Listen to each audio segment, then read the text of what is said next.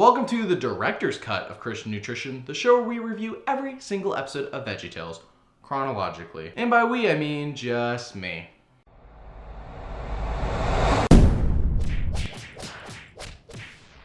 Josh and the Big Wall is the follow-up episode to Larry Boy and the Fib from Outer Space. And by follow-up, I really do mean follow-up. They actually acknowledge Larry Boy and the Fib from Outer Space in a non-Veggieception kind of way. It was released in October of 1997, and by this time, VeggieTales was getting quite popular. Though they were still a few years away from having their videos appear in non-Christian bookstore locations. Now, as you may recall from the last episode, I kind of suspect Junior's going to be Joshua only because VeggieTales likes to make me suffer.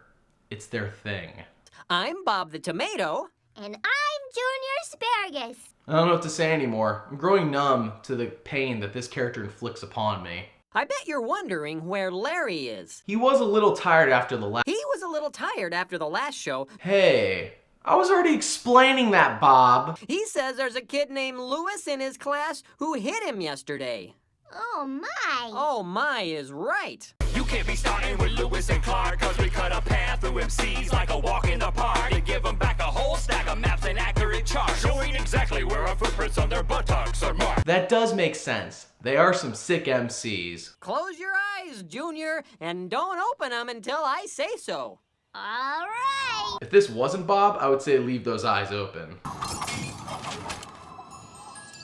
Okay. Well, how did we get here? We're using our imagination. That is pretty awesome, but this isn't a Christmas Carol. Junior isn't Ebenezer Scrooge. He isn't even Scrooge McDuck.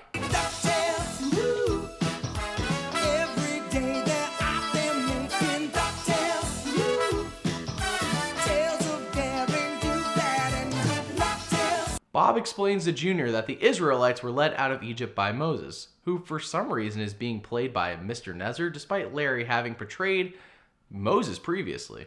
God had told them specifically what to do to get to the promised land, but the Israelites wanted to go their own way. You can go your own way. You can go your own way. You can call it another lonely day. Joshua? Who's he? Well, he was Moses' helper. Wait, Larry has played both Moses and Joshua? Is he gonna play Jesus next? Oh, why not just be Paul while he's at it? Do I know you? I'm the narrator. Oh. This is a whole new level of fourth wall Veggieception. I love it. Bob says that it is finally time for the Israelites to leave the desert and go into the promised land. We didn't have a lot of fun in the desert. We didn't have a lot of fun in the sand. But saddle up your cow and go behind us now, because we're going to the promised land. How are these songs always so catchy? Who cares? It is time. It'll be so great. Put waffles on my plate, because we're going to the promised land. I hear it's flowing with milk and honey. Sounds sticky. Sounds like a heart attack waiting to happen. We didn't have a lot of fun in the desert. We didn't have a lot of fun in the sand. So saddle up your cow and fall behind us now, cause we're going to the promised land. For years I've eaten nothing but manna, a dish that is filling but bland. But we're on our way, I'll have a cheese souffle, cause we're going to the promised land. Unfortunately, he overlooked one little detail. Jericho. Yeah, well, I'm sure they can just ignore Jericho. And now it's time for Silly Songs with Laddie, the part of the show where Laddie comes out and sings a silly song. Kind of early in the episode for this, but I'm not arguing. This is a song about a boy. A song about a little boy and his taboos. A song about a little boy and his 3 taboos. The little boy who had a sick Cebu, a sad Cebu, and a mute Cebu, and also a hippo. Me at the airport. This is my Aunt Ruth. This is me at a bullfight. This is me fighting a bull. This is definitely the most pointless silly song so far, and yet it's one of the most enjoyable. How dare they fill my head with nonsense?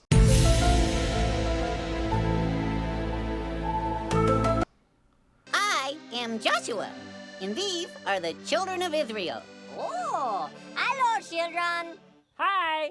It was nice to meet you. Now go away. Yes. He's already got one, you see? What?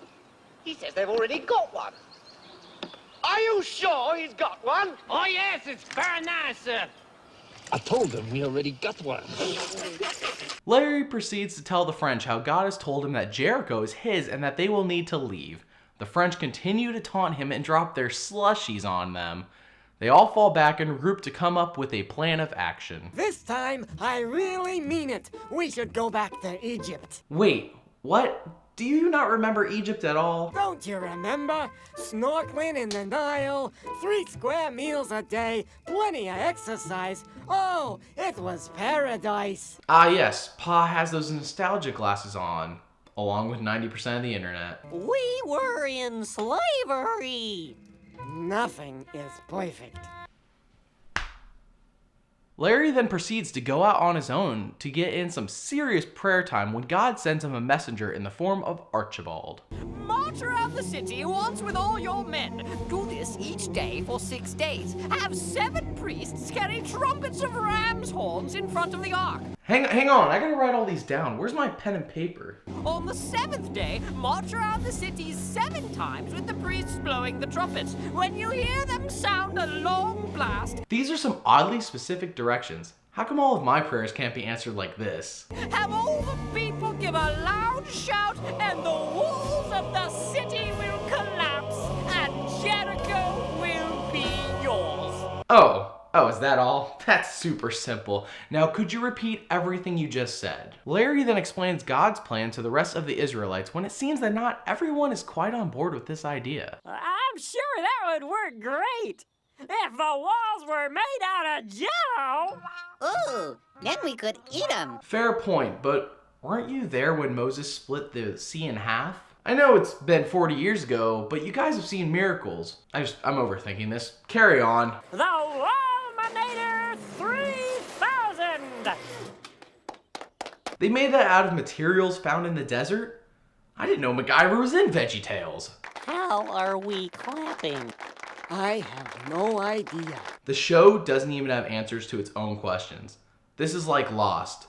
Abandoned ship! Josh then tells everyone that they are going to try God's way first before firing any homemade missiles at the wall. The Israelites proceed to walk around the wall while being taunted by the French, which leads us to another catchy song. Keep walking, but you won't knock down our wall. Keep walking, but she isn't gonna fall.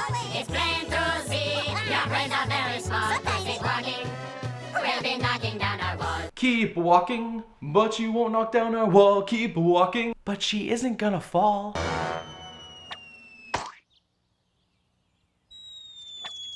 Double time!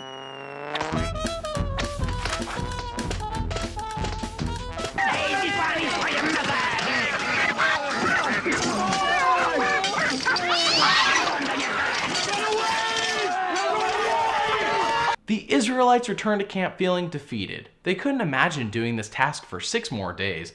Larry tries to convince them, but... Wait! Don't you see what you're doing? He is so selfish. Why does Junior have to be involved with everything? Go away, Junior! It didn't make sense when God told you to walk right through the Red Sea. But what happened? The water dried up. That's what I said. Are Junior and I on the same page? And it didn't make sense when God told you to live in the desert even though there's no food in the desert. But what happened? God gave you manna to eat. The Lord has given this land to us. That voice. Why? Why? And that's the way for me. Why? Junior's speech inspires the Israelites to do the right thing, stealing the spotlight from Larry and his position in the story as the leader. They did as they were supposed to while the French sent a ton of slushies their way, but nonetheless, just as God promised them, the wall fell down. We're gonna march through the streets, walking hand in hand. It'll be so great, no, we don't have to wait, 'cause we're going to... Pause. I'm confused here. What exactly did they win? More desert with crumbled bricks, or was it Jericho just a road bump to the promised land? If Jericho was just a road bump, then why didn't they just walk past around it? I'm so confused. But did they really build a rocket in the middle of the desert and get slushies dropped on their heads? You know VeggieTales just put that question in there to try and deter all the crazy parents who are going to send them letters asking, why would you make an episode of VeggieTales saying the Israelites hated slushies and made homemade rockets in the desert? I'm never buying another episode of VeggieTales on VHS for as long as I live. We're over here by QWERTY to talk about what we learned today. And so what we have learned applies to our lives today. Bob has a terrible memory when it comes to QWERTY. God's word is for everyone. And now that our song is done, we'll take a look. Is Bob mouthing the song in a mocking fashion? Bob's the best. And maybe Lewis doesn't need a punch in the nose. Maybe Lewis needs a friend. Agree to disagree on that one, Bob. Is it time for the show? Aw, nuts. We didn't have a lot of fun in the desert. That was Josh and the Big Wall. Overall, a good episode, better than the last few. Junior wasn't in a starring role, the music was catchy as always, Bob gave us more amazing faces, and the humor was on point. A great episode, no doubt, but stay tuned.